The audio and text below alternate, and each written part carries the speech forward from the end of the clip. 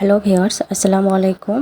আজকে আপনাদের সাথে শেয়ার করব খুবই মজার বিস্কুট রেসিপি। আর এই বিস্কুটটি তৈরি করা এতই সহজ যে একবার বানিয়ে খেলে বারবার খেতে ইচ্ছে করবে। বিস্কুটটি তৈরি করার জন্য একটা মিক্সিং বলে নিয়ে নিচ্ছি 1/4 কাপ পরিমাণ বাটার। তো এখানে কিন্তু শুধু বাটার দিয়েও তৈরি করতে পারেন বা শুধু তেল দিয়েও তৈরি করতে পারেন। মিষ্টির জন্য এখানে আমি দিয়ে দিচ্ছি 1/3 কাপ পরিমাণ চিনি। তো চিনিটাকে আমি ব্লেন্ডারে ব্লেন্ড করে নিয়েছি। চিনিটা দিয়ে বাটারের সাথে ভালো করে মিশিয়ে নিচ্ছি। যখন দেখবেন একদম ক্রিমি ভাব চলে এসেছে, এই পর্যায়ে আমি 2 টেবিল চামচ পরিমাণ দিয়ে দিচ্ছি রান্নার তেল। হাফ চা চামচ পরিমাণ দিয়ে দিলাম ভ্যানিলা এজেন্স। তো তেল আর এজেন্সটাকে ভালো করে মিশিয়ে নিচ্ছি। তো মিশিয়ে নেওয়া হয়ে গেলে এখানে দিয়ে দিচ্ছি আমি শুকনো উপকরণ।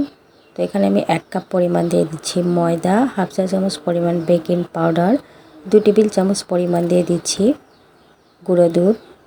তো শুকনো উপকরণগুলো ভালো করে চেলে নিচ্ছি। তো চেলে নেওয়া হয়ে গেলে আমি হাত দিয়ে ভালো করে মিশিয়ে নিচ্ছি। তো এখানে আমার মনে হচ্ছে ডোটা একটু শক্ত হয়ে যাবে, তাই এখানে আমি দিয়ে দিচ্ছি 1 টেবিল চামচ পরিমাণ লিকুইড দুধ। তো দুধটা দিয়ে আমি আবারও ভালো করে মিশিয়ে নিব। তো মিশাতে দেখবেন এই পর্যায়ে একদম একটা ডো তৈরি হয়ে যাবে। তো আমার ডোটা কিন্তু তৈরি হয়ে গিয়েছে। আপনাদের কম বেশি কিন্তু দুধটা লাগতে পারে।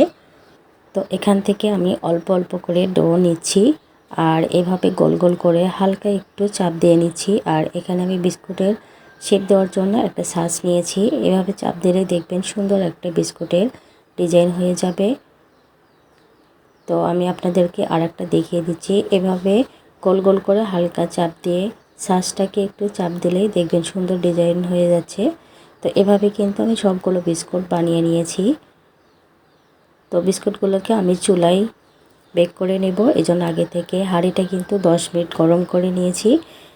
তো বিস্কুটের প্লেটটা দিয়ে ঢাকনাতে ঢেকে আমি 10 থেকে 15 মিনিটের জন্য 15 মিনিট পরেই দেখুন বিস্কুটটা কিন্তু একদম পারফেক্ট হয়েছে।